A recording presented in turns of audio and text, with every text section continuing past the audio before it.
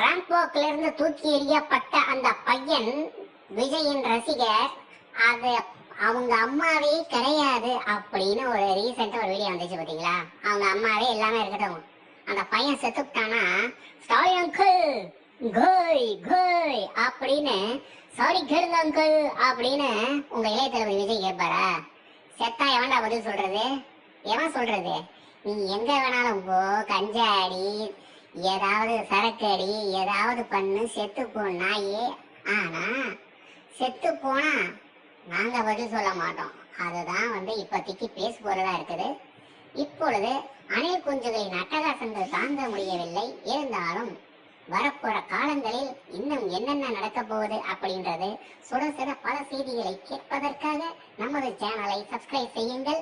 மேலும் இளைய தளபதி விஜய் அவர்களின் பல காமெடி விஷயங்களை பார்ப்போம்.